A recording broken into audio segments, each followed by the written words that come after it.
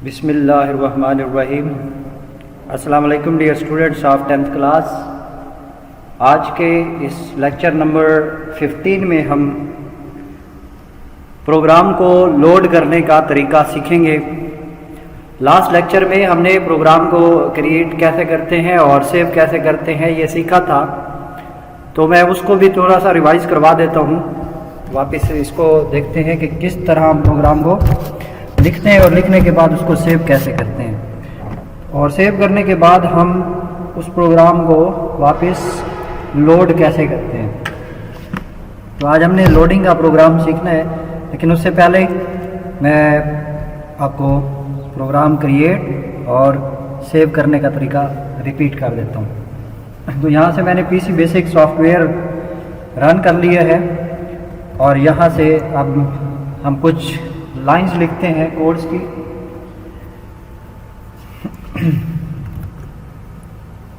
यहाँ पे मैं एक लाइन नंबर लिखता हूँ 10 और यहाँ पे मैं लाइन नंबर 10 पर लिखता हूँ प्रिंट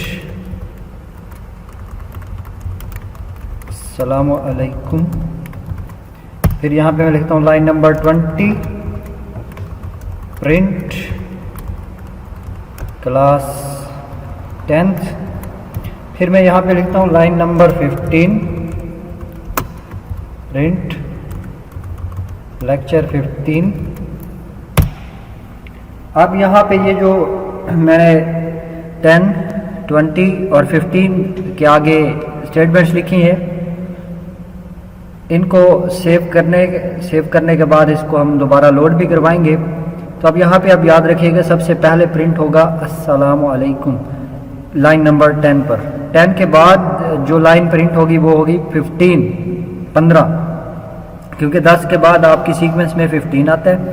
15 में हमने लिखा लेक्चर नंबर 15, और फिर 15 के बाद लाइन नंबर 20 प्रिंट होगी जिसमें हमने लिखा है क्लास 10th। अब ये प्रोग्राम हमने राइट कर लिए है। अब राइट करने के बाद इसको सेव करते हैं। सेव की मैंने शॉर्टकट कमांड बताई थी F4 का बटन दबाएंगे तो यहाँ पे खुद ब खुद लिख देगा सेव। अगर आपको ये सेव ना मिले तो यहाँ पे आपने खुद से लिखना है SAVE सेव। फिर उसके बाद डबल कामा, अपनी मर्जी का इसमें नाम लिखना है। मैं इसका नाम रख रहा हूँ PAK.BAS। अब पाक इसमें फाइल का नाम है, BAS इसकी एक्सटेंशन है। तो जैसे ये लिखकर मैंने एंटर किया और यहाँ पे ये जो ओके का मैसेज आ गया है, इसका ये मतलब है कि आपका प्रोग्राम सेव हो चुका है। अब इसको रन करके देख लें, आउटपुट भी आ जाएगी। तो यहाँ पे देखिएगा ये वही प्रोग्राम रन भी हो चुका है। मैं इस प्रोग्राम को यहाँ से इस सॉफ्टवेयर को बंद कर देता हूँ। सॉफ्टवेयर को बंद करने की कमांड है सिस्टम। अब सिस्टम का लफ्ज़ लिखेंगे तो सॉफ्टवेयर आपका क्लोज हो जाएगा। मैं यहाँ से दोबारा सॉफ्टवेयर को चला लेता हूँ पीसी बेसिक, और ये मेरे पास सॉफ्टवेयर है। अब इसमें मैं खाली लिखता हूँ रन, तो यहाँ पे देखें कोई भी चीज़ जो है वो शो नहीं हो रही, कोई भी आउटपुट नहीं आ रही। क्यों? क्योंकि हमने इसमें अभी कोड नहीं लिखा, और जो कोड लिखकर अभी हमने सेव किया था डिस्क के ऊपर, अब हम पहले उसको लोड करवाएंगे और लोड करवाने के बाद फिर उसको रन करेंगे। तो यहाँ पे मैं लिखता हूँ CLS स्क्रीन क्लियर। तो लोड प्रोग्राम को लोड करने के लिए आपके पास शॉर्टकट कमांड है F3 का बटन आप प्रेस करेंगे तो लोड लिखा जाएगा। अदरवाइज आप खुद लोड लिखें और उसके बाद आप फाइल का नाम लिखें। हमने अभी जिस नाम से फाइल सेव की थी उसका नाम था PAK.BAS डबल कामा क्लोज और एंटर।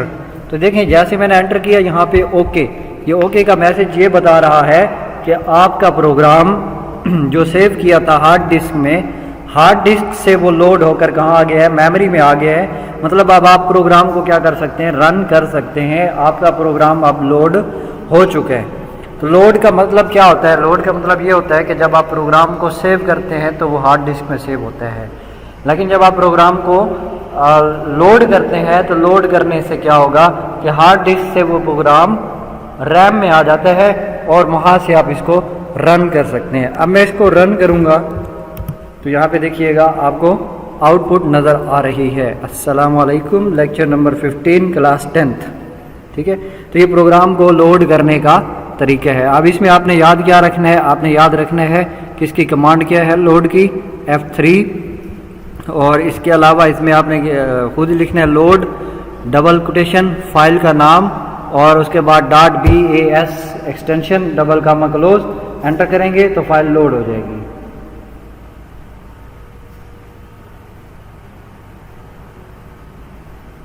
तो इस तरह से ये हमारा कंसेप्ट है लोड का।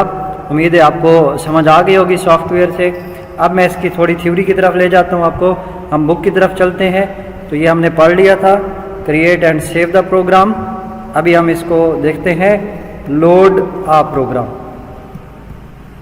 Loading the program refers to bring it into memory from secondary storage device such as hard disk so that it can be used.